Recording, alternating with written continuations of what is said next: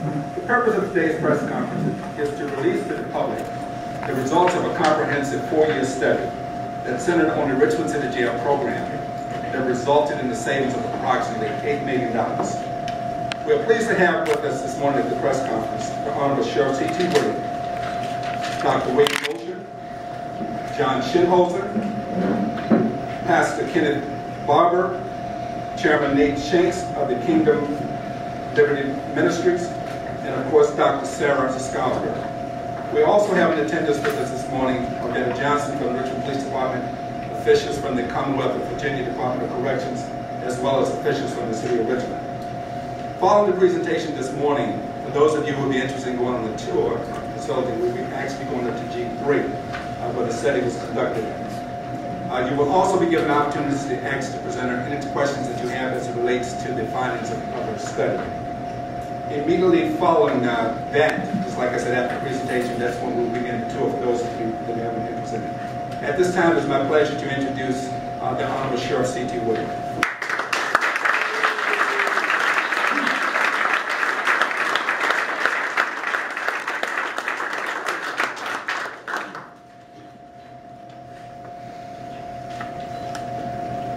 Thanks for coming this morning, and good morning to each and all of you. I'm glad to be able to have you here to celebrate some good news. Thanks to all of those in attendance, and in a moment we'll hear from Dr. William C., Bill Bosher of VCU, and Dr. Sarah Scarbrough. Dr. Scarbrough spent time in the jail several years compiling and analyzing data, and all of our partners represented. One of the things I recognized years ago was that in order to affect the ridiculously high rate of recidivism, we would have to partner with the private sector and the faith-based communities. One of the first things I'm most proud of after my election was to open up the jail to new partners who wanted to help us. One great benefit of working with volunteer organizations is that it removes most of the burden of these programs from taxpayers. The program we'll be talking about today isn't funded from our budget.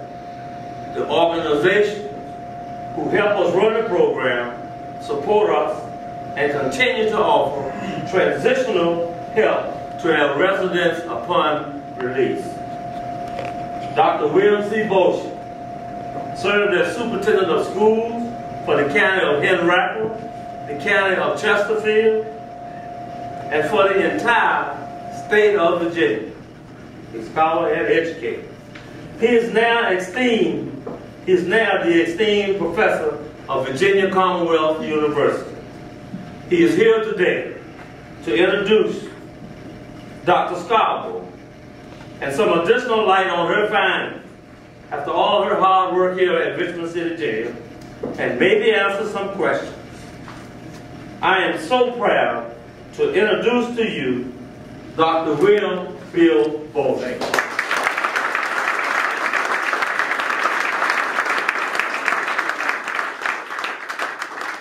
Good morning, and Sheriff, thank you so much.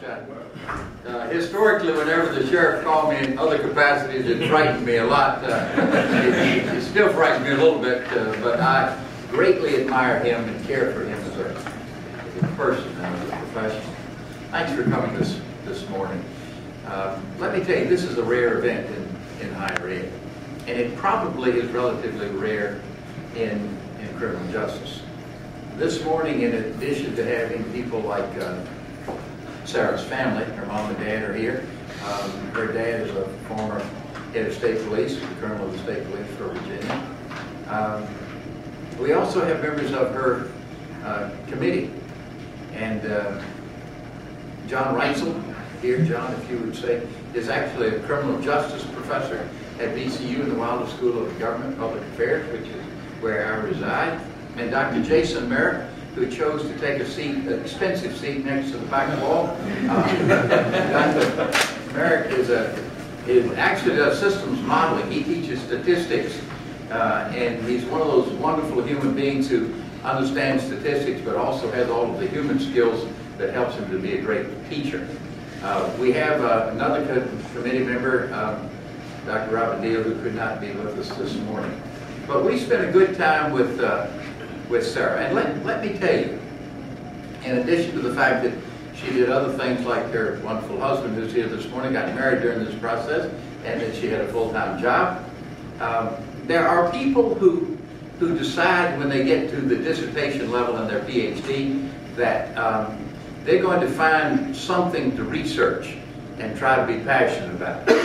Instead, Sarah found something she was passionate about and decided to do research. When we first talked about this, I said, well, Sarah, let me first be dad, because I've chaired about 25 dissertations, and all of them are different. I'd never had to make this speech before, but I said, going into the jail, I'm first concerned about you. And I want to make sure that you are safe and that we're going to protect you. When we came a few weeks ago to present her findings to the residence sheriff, as you so wonderfully say, I think 100 convicted felons, Karen Pruitt, wonderful job. Mike Kelly, outstanding job. There could not have been more respect, which is something that I think transcended the 4 years of her work.